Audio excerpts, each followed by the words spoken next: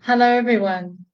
So the topic for the video today is um, a statement, I'm scared to put in boundaries because I'm not sure how they are going to react. And when I say they, today we're focusing in on uh, the family situation, the narcissistic family. So have you ever felt that out of all the people in your life, the hardest ones or the most scary ones to say no to are your family of origin, your mother, your father, especially actually siblings. That comes up a lot for clients. There can be a great fear of putting in boundaries with siblings. So if this is you, you might resonate with some of what's in this video today. So for example, there you are, you're on the phone to your sibling, your sister, for example, and she mentions just, as an aside that she's going to email you about a property that you and she joint own together.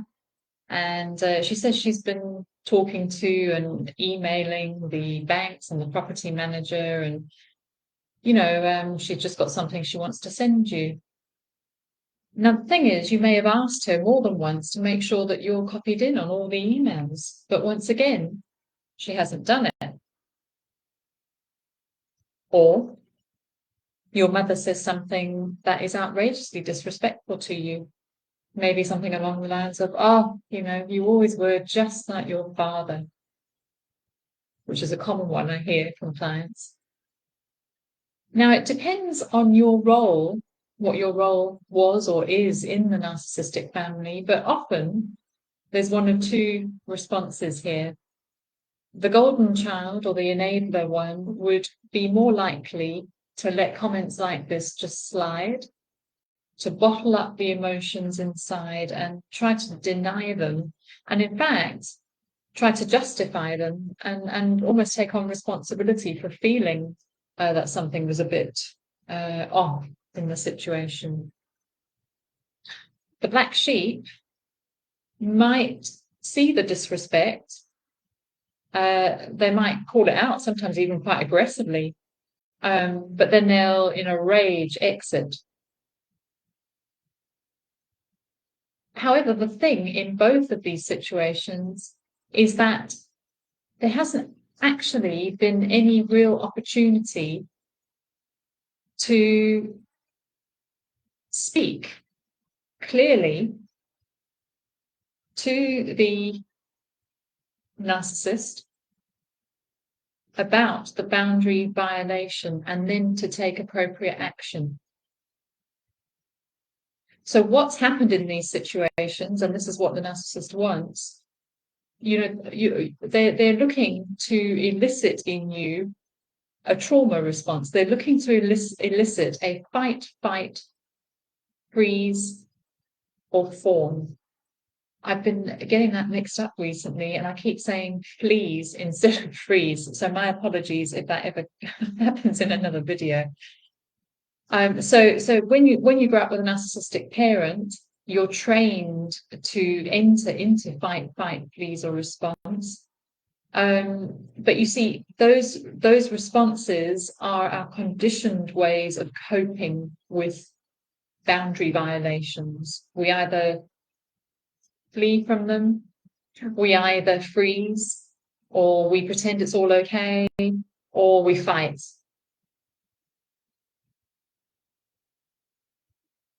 The thing is, none of those work really, because what we're needing there is to overcome the fear that comes up in us, to face that fear, but then in an adult way, step in and speak up for ourselves clearly and firmly communicate a boundary, because those trauma responses actually disconnect from communication. They're a way of shutting off communication.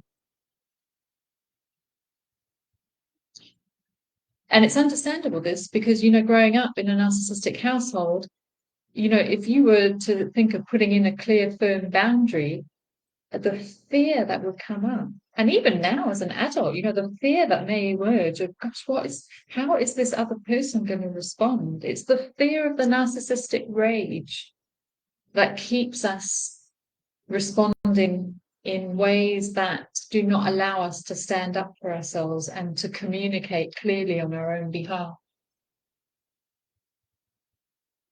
So the answer, as easy as this may sound, is to not go into your normal trauma response, to be aware of that sort of natural inclination to do that, but instead to choose to go in as the adult, the good parent on your own behalf that says clearly, firmly, calmly, what you just said is not acceptable to me. You could even state, how it makes you feel. What you've said is hurtful, and if this happens again, I will need to leave the phone call, or I will need to exit the conversation. And I'm going to ask you from now on not to say those things, or to include me in this, or whatever it is that you need from that situation. And the thing is, as they say, you got to feel the fear in this, because there will be fear, but that's okay. You got to feel it, and you got to do it anyway. And there may be a rage afterwards, but remember, this is a tantrum more so than a rage. It's just a sign that you're shaking the apple cart, that the narcissistic type of person is not getting what they want, and they're wanting you to revert back to being childlike yourself, because they can't handle somebody who steps up as an adult and takes charge.